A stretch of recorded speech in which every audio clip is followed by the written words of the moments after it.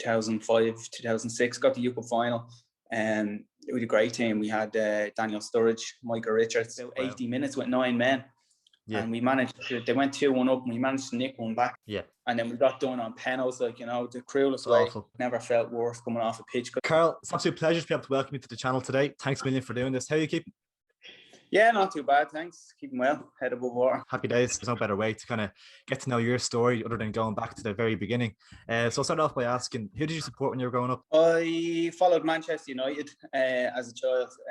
My two brothers are big United fans, so, you know, we just followed in their footsteps, I suppose. And then, I suppose, in terms of League of Ireland, and probably got into League of Ireland a little bit later. I followed Bows. I was taken to my first game by a family friend, Shells Bows in Dalymount. Now, he was a Shells fan, so he was hoping to root for Shells, but was rooting for Bows. And then my second ever game, which really got me into it, was the 6-4 in Santry.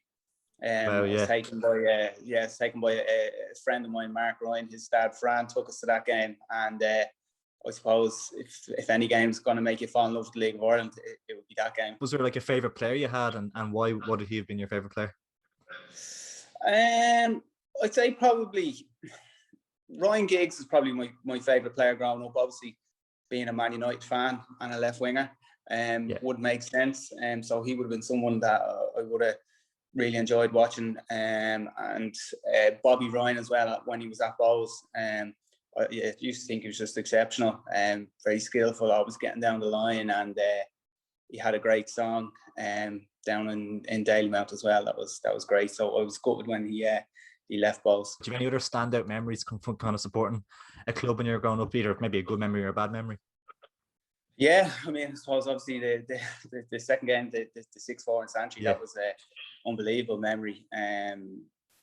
Yes, supporting Bows. I remember when Bows won the double as well, when they won on the last day. I was actually away. I was on trial at Cambridge, I think, at the time, so I was raging to miss that. Yeah. And so, and then Man United as well. I remember waking up one morning thinking I was going to school, and my mum and dad surprised me, brought us over to a Man United game. I think it was Man United and Strum Graz maybe in the Champions League. So that was a great memory. And then the second time I went over, they got beaten by Liverpool. I remember Danny Murphy scored a free kick, so that was a big one.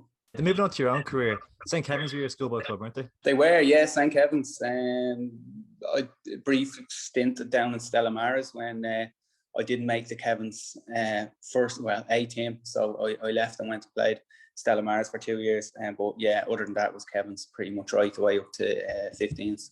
Did you enjoy your schoolboy career, your schoolboy football even? Yeah, I loved it.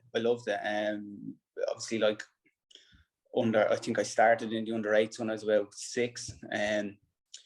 Yeah, I loved it. Just like you used to play up front, scoring loads of goals and stuff like that. Yeah, you just love it when you're a kid, like, you know, just going out and having a kick around, and obviously scoring goals is great as well. You know, we had a successful team at Kevin's. Under 8s, I think we won the league. I think we won a league when I went to Celadon. I think we won a league. Our runners up, you know, we were always up there challenging anyway. Then back to Kevin's then for 11-a-side. We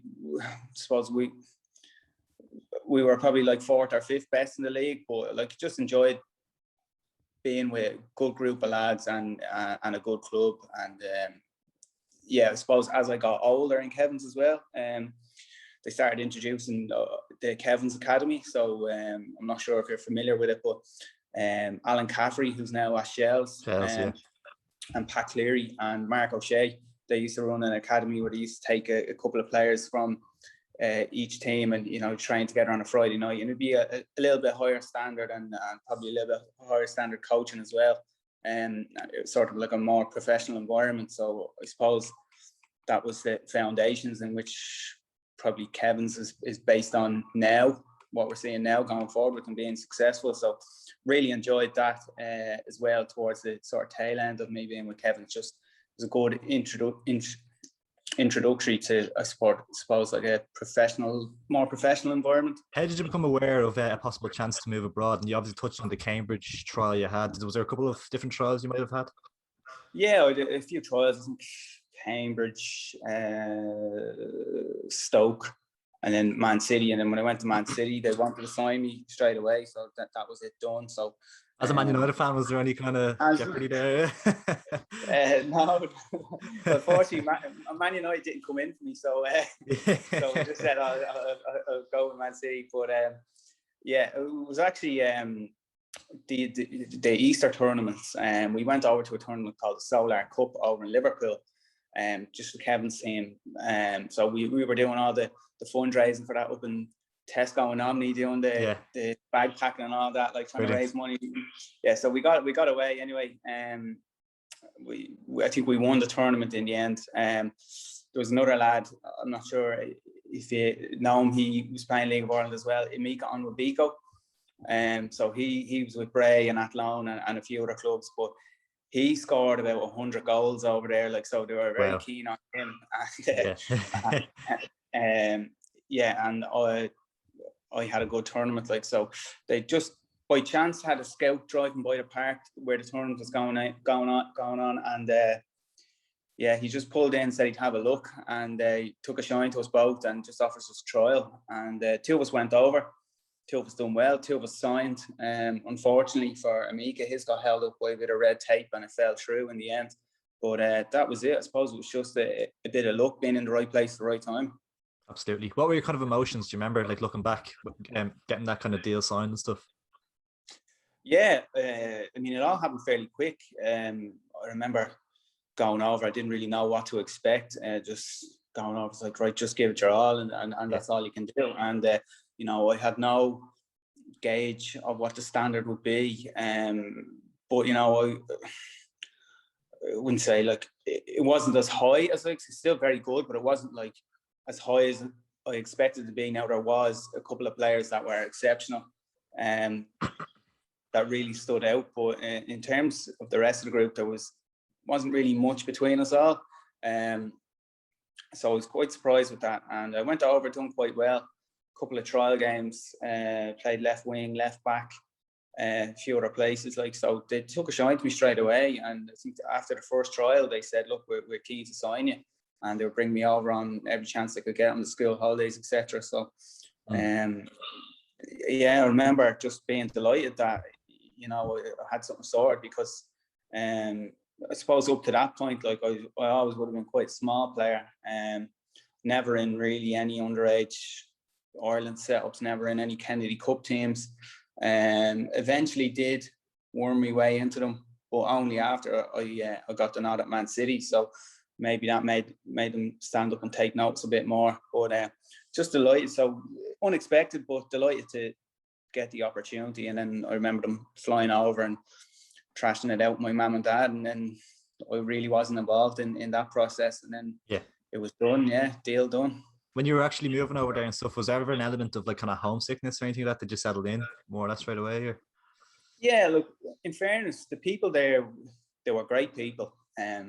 You know, the people involved in the academy, I know it's changed now, look, but they were great people, and they really helped me out. It was only a short flight away, so it was never, if it ever really, really got to me or anything like that, you know, I had a couple of flights built into the contract that I could take them up on now and again. So I think I'd 5 or 6 flights a year or something. I could go back, and then the flights are cheap as chips as well if ever I want to go back. So it wasn't too bad, but something I found difficult was just, like, I suppose you're at that age, like, you know, you're 15, 16, and it's pretty stupid looking back on it now, but at the time, probably just like, you know, your mates are, they're out there growing up and they're enjoying sort of experiences, you know, turning into adults and stuff like that. And it's something you feel like you're missing out on. You're not missing out on a whole lot when you look back, but at the time you probably feel like, exactly, it's everything, like, you're missing out, like, and then obviously, like, geez, when I was over there, like, so long ago, like, no smartphones, no WhatsApp, you couldn't just, like, as topping up credit and web text and MSN Messenger and all that stuff, like, to keep in touch with everyone, you know. So it wasn't as, like, technology is today, but I was a little bit, it just felt like I was missing out a bit, like, but the football was great, like, you know, just you know, that outweighed everything else. If my research is correct, which I hope it is, you signed for Man City in 2007, and then Sheikh Mansour bought the club in 2008. I think that's right, is it? 2004. We went. You went to, oh, did you? Oh, sorry. 2004, yeah. Probably 2004 was with the youth team. So Okay. 2007 might be sort of when I done the pro contract, maybe. Yeah. 2004 was with the youth team. Yeah, I signed then. Keegan was the gaffer then. Then he got the sack. And then Pierce was the manager. Then he got the sack. Then it was Sven, Mark Hughes, and Mancini. That was my thing. So, but yeah, 2004. Yeah, no, look, it was great going. I went over there straight into sort of full-time football from school, straight after the junior cert. Went in. I would have been an under 16 over there when I went over, and would have been training with the under 18s every day, because they were the first of the full-time set up, the YTS group. And my under 16s team, the way it is in the UK, just with the education system and stuff like that, they were still in school, so they were still doing their GCSEs, their equivalent to junior cert. So couldn't train with them. They used to train at nights. So training with the 18s first year, playing on the weekend then with the 16s, which was great. And I think we won our league. Then the following year, I was under 17 up with the 18s, the Youth Cup year. We got the Youth Cup final that year. So that would have been 2005, 2006, got the Youth Cup final. It was a great team. We had Daniel Sturridge, Michael Richards, wow, Shalem Logan, Adam Clayton, Ched. We had a great side. Yeah, and it was great because the Youth Cup was excellent because you get to play in all the first team stadiums. So we got to go to obviously our own stadium. We went to Old Trafford. We went to Upton Park, St James's Park, Stadium of Light, not on Forest Ground. Yeah, so it was brilliant. It was a great experience playing all those stadiums as a young lad. Then the following year, up to the 18s, senior youth player, started, I suppose, playing with the under 18s. I think we won our league that year, and then it was getting the odd game with the reserves, which was obviously great because it was, I suppose, before my time, playing games here and there. So yeah, showed I was making progress and delighted with it. Playing in the reserves, and up training up in, so the youth team used to train in Platt Lane and the first team were in Carrington. So it was great to every now and again you go up and train with the reserves and you get to see the glimpse of the first team and stuff like that. So yeah, it was just like, it was brilliant as a young lad. And then the following year, then up to Carrington full time with the reserves, and then now and again, if the first team needed numbers or whatever, if they needed a left-sided player, whatever, you just join in with them for a session here and there. And yeah, just getting to see them around the place, it was great. It was so surreal being on the same pitch as them, really, was it, in training and stuff? Yeah, like it was weird because like when you first went up, like, I mean, I suppose, like, just no disrespect to the players that were there, like they're obviously unbelievable players, but like the change from one season to the next, just with the investment, was ridiculous. Like, I mean, you're coming out, you're seeing boys like Robinho and Tevez, Vincent Kompany, and all. It's like really, really great players. Like, compared to, you're probably seeing great players who probably at the end of their career or whatever, or players who are, I suppose, they're going from like a Samaras to Tevez, like, in one season. Ridiculously. Yeah, in terms of, was there other like things you noticed as well because of the investment, like maybe off the pitch as well? Was there certain like pressures or facilities changed or anything like that? Yeah, I mean, I suppose like the facility in the youth team, it was like a shared community facility almost. Like, so we had the gym from certain hours, and we had like the common areas and stuff like that. So, then going up to Carrington, fully private. like the quality of pitches were outrageous compared to what we were on down Pat Lane. Just the facility itself, the dinners you'd get, the nutritional advice you'd get off the S&C coaches, the gym that was available. Yeah, it was the difference was, yeah, it's like chalk and cheese. You had a loan spell at Millwall as well, if I'm not mistaken. What was that like? Yeah, I loved it. Really? It was a mad place, but I loved it. My old my manager, reserve team manager Kenny Jackett, he got the gig down in Millwall then, and he took two of the lads down, Grimesy and Lairdy. He took them down. They were out of contract. Signed them. Took me on loan then, and yeah, I loved it. Like it was so different from reserve team and youth team football. Like it was literally points on the board, like fans going mad in the stands, and like genuinely people's livelihoods, and people cared so much about it. Like, and it was just like, welcome to the real world. Like, you know, this is what men's football is about. Like, and like I think I probably played 6 or 8 games or something. Would have liked to play more, but the experience itself, just being in and around it, like I absolutely loved it, and I learned so much from it. And Millwall were going good at the time.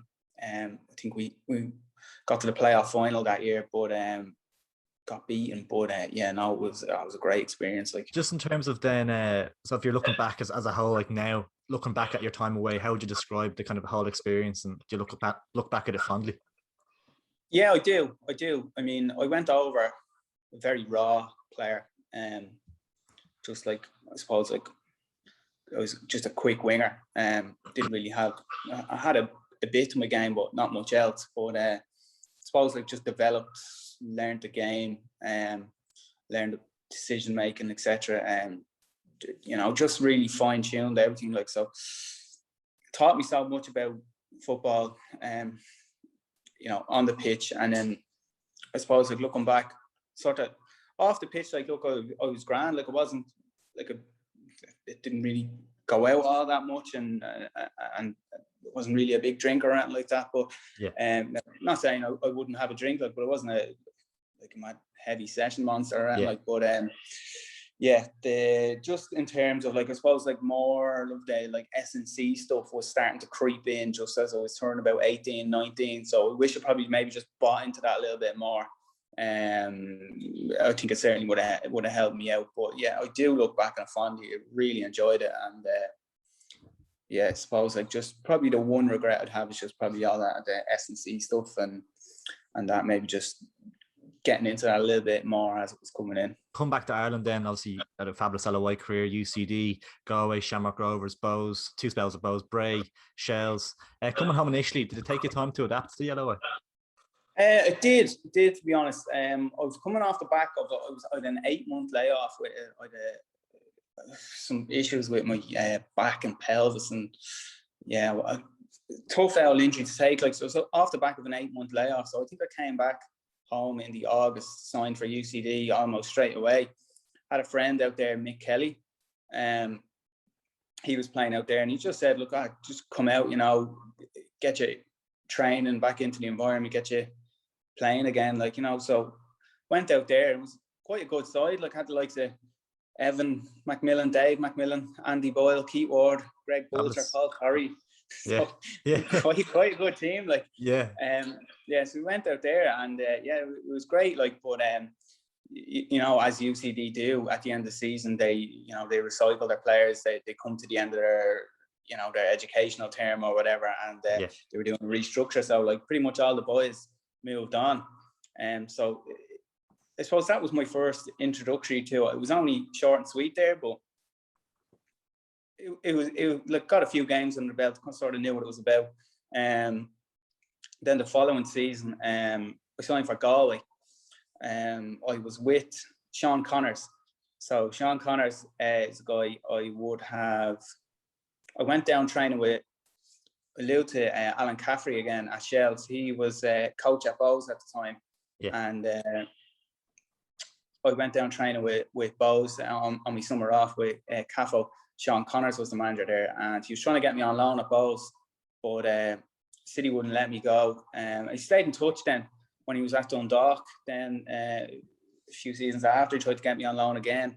They wouldn't allow it. And then when I came home, he gave me a ring and he's like, "Oh, you want to come down to Galway?" So played a few friendly games for them and said, I'll head down, but turned out to be a nightmare. The club went bust halfway through the year, folded. So,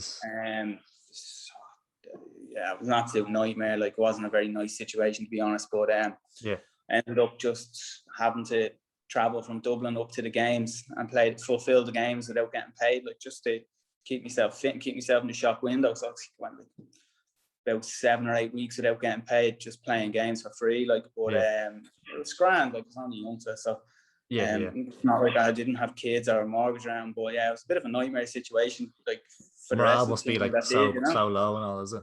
Yeah, I was handled really poorly as well. But look, yeah, we got to the window anyway, and with a few did a few calls. I was trying to get the Bows, but Nutty had no budget. But yeah, no, with a few calls then from a few clubs. But yeah, the only sort of one that was still in Dublin and was worthwhile went to Rovers then with Michael O'Neill. Didn't really play all that much there. I went into a team that was pretty much settled. They'd won the league the year before. They were on course to win the league again. They're a strong team, so if it's not broke, you don't fix it. Like, so on the sidelines a bit, like, but it's good to be involved in and around it, like, you know. And obviously I was on the bench then for the Partizan Belgrade game. So look, that was a great experience as well. Savage. Like, just to, although it was with Rovers, it's still a great experience. But and then following year, Aaron Callahan, someone who I would have worked with at UCD the year before, he got the gig at Bows and he was on to me asking me to go down there. So I was like, yeah, gone, signed. And was that like a dream, like, from watching him dating? No, it was great. It was great. I was trying to get there the season before, but obviously, like, Nutty was stretched. And he had Killian there, he had Forrester there as well, so he didn't need me, to be honest. Like, it was great to getting signed for Bows. Like, I know it's a bit of a mixed bag what we had there. Must have had about 40 players signed at one point. Wow. I remember going up training in the SDFL up in Liffey Valley, and there was so many of us training, we just had to go like 20 on one half and 20 in the other half. Like, it was just the shoestring budget, like an absolute shoestring budget. And to be fair, Aaron Callahan done some job in getting what he got out of us that year and keeping us up, and, you know, beating Rovers 4-0 on the way. And it was just a great season. I suppose, like, probably one of my favourite seasons because it was great playing regularly in front of really passionate fans, like, and I suppose, like, it was probably the start of something at Bows in terms of just a shift in, I don't know, like, maybe mentality or ethos of the club. Like, whereas before they were really always competing on all fronts for everything, you know, they had a star-studded squad and they were going for everything. And then now all of a sudden you have a shoestring budget, you have a load of kids, a load of unknowns thrown in there, and, you know, the fans appreciated the effort and the players appreciated the fans, and it just kept going back and forth, and I don't know, just created this sort of bond, I suppose. Like, and it's just carried forward within the Bows. I mean, there's players there still now, like of Bucko and Wardy, and that's just carried forward. It's just been the atmosphere in the Bows change room now. It's just that, like, it's 100% effort no matter what, and, you know, the fans respond to it.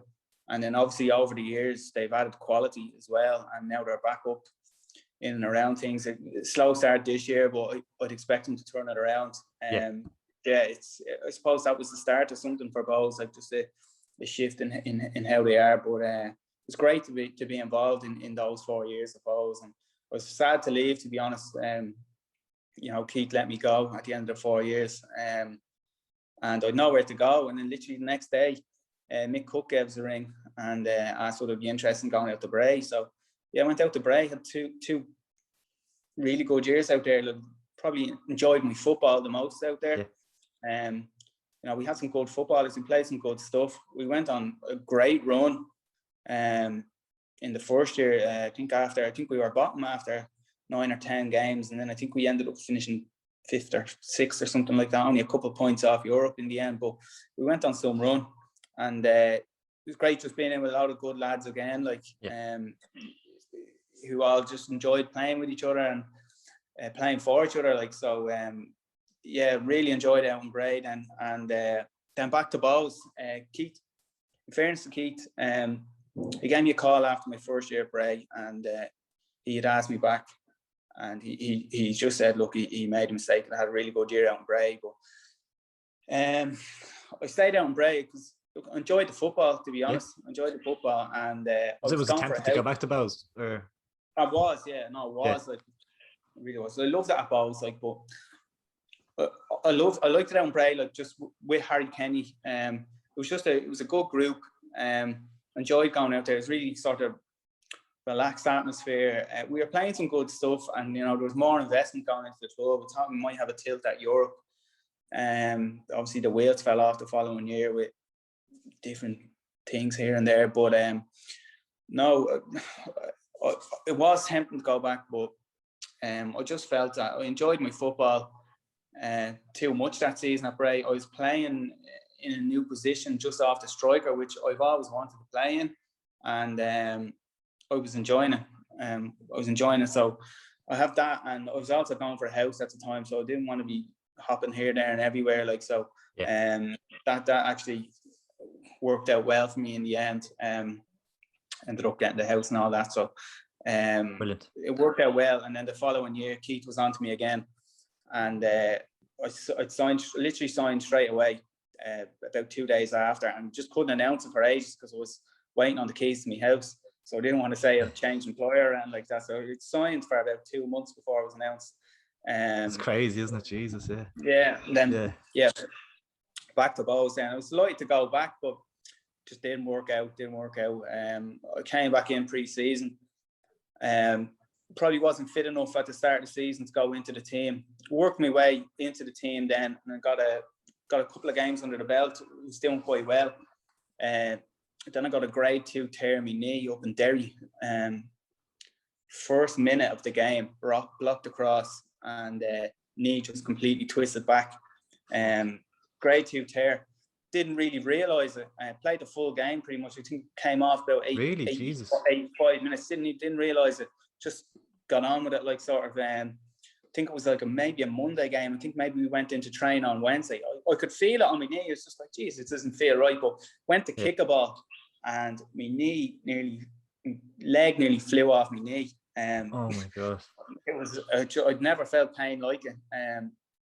So I had to go in, and then that was 10 weeks out. 10 weeks out, and just.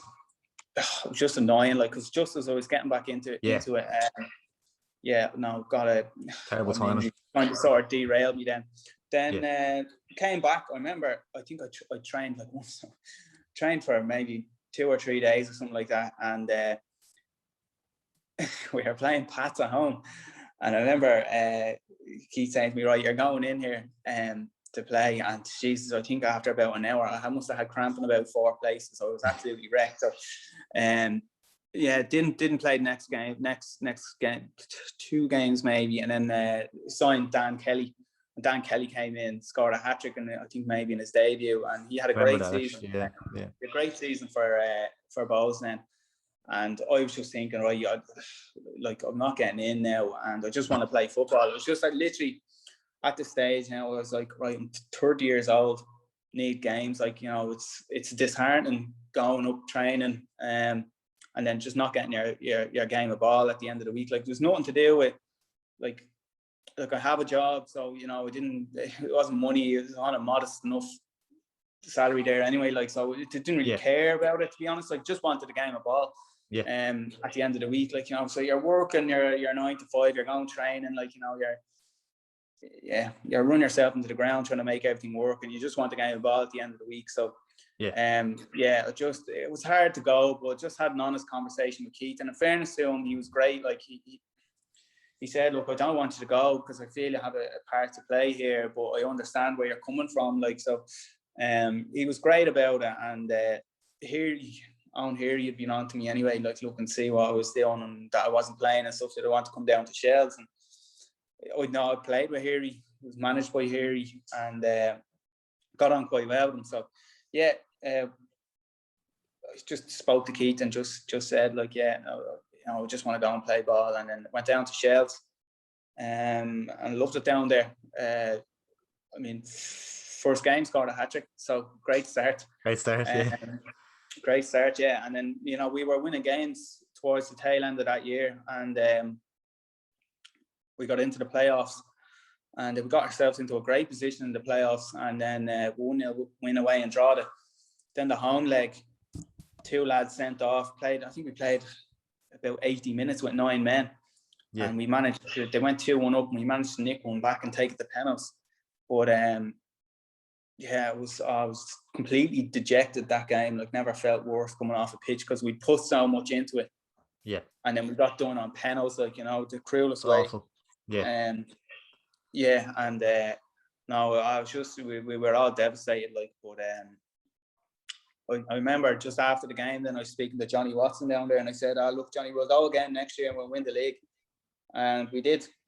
And no, it was great. Like, look, it's great when you're playing games, winning games and winning trophies, like, you know. Yeah, it's the best. You're on top of the world. You're on top of the world no matter what way it's done. Like, it's you can't beat winning games. Like, so yeah, that was a great year. And then obviously just last year it was just disappointing, like, just didn't feature at all. And yeah, ended up getting relegated, like, which was pretty shit, to be honest. Was there ever opportunities throughout your LOI career to go back over the pond? I saw like an article saying Motherwell were interested at one stage, I think it was, and there was like League 1 and 2 clubs maybe having a look. Yeah, like there was a little, especially when I was younger, like, there's a little bit of interest, but like, I don't know what it is about the UK clubs. They just think they can come and say, oh, we want you to come on trial for 2 weeks here and 2 weeks there and all that. It's like, if you want a player, like, go do your homework or come and watch them, like, you know. Like, I couldn't go on trial mid-season, anything like that. You know what I mean? When they want their players and when they need their players. Like, I'm in season, so yeah, like, I'm not going and missing 2 weeks of training, missing 2 games, like, just for you to make your mind up, like, you know. So exactly, yeah. Just little bits of small bits of interest here and there, like, but like nothing serious, like, just little shitty bits like that, I suppose. Obviously, you talked about kind of the players you play with in England and then the players you kind of play with here. What are the main? Well, how would you describe the standard in the LOI compared to maybe what you felt over in England? Yeah, I just think, like, obviously at the highest level, like in England, the guys are just like they're so well conditioned and like athletic, and the decision making is just that bit quicker, and that bit more precise, and that they take less risks. You know, they do their business in the final third. They don't mess about anywhere else. Like, so it's literally like, if you make a mistake at that level, you'll be punished. I suppose just over here, like, the guys are technically very good. Like, they're as good as over there. Like, but I suppose just obviously with the UK sort of being proper full time and the facilities they have, like, the lads are a little bit more conditioned, fitter, stronger, and then just their decision making is just that little bit faster. How difficult is it to you touch on a few of the challenges you face throughout your career? How difficult is it to be a consistent player in the LOI and maintaining those standards for years? Oh, look, consistency is something that I struggle with massively. Like, I'd say probably throughout my career, like, especially playing on the wing, like, games can just pass you by, and then it's always the same thing. Like, managers, if you're not winning the game, first sub is pretty much always a winger. Like, I don't know what it is. Like, just 60 minutes winger off. Like, you might necessarily be having a bad game, but you might not be involved that much. But you mightn't be involved because your team mightn't have the ball. Simple as that. Like, your midfield don't have control of the game. Like, the ball's not going to be played out to you. It's not going to be played up to your strikers. Like, so it's something like you have to be in the right team to suit you. I suppose, like, and I wouldn't let, I suppose, looking back, like, I wouldn't let I know, I suppose like if you get subbed or you miss out, I wouldn't let it like affect me as much, because you know, obviously as you get more experience, you understand the game a bit more. You can say, right, oh geez, when you're younger, you're like, geez, did I have a stinker? Why was I subbed and all this? Like, but as you get older, you just sort of like you just brush that off. You're like, oh no, I was subbed because like I was quiet, but I was quiet because, you know, we were terrible. We were on the back foot the whole game or whatever. But that's why I suppose I enjoyed playing in the middle a little bit more, because you got more of the ball and you could affect it more.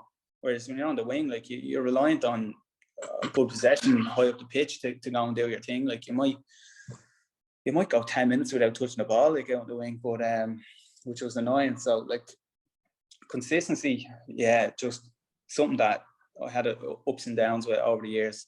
But like, just I suppose being in the league so long, like it's literally just, yeah, you just have to, like, it's really all about how hard you work. It gives you the basis to go. Like there's a lot of good technical players like that maybe don't work hard enough to sort of stay at that level consistently.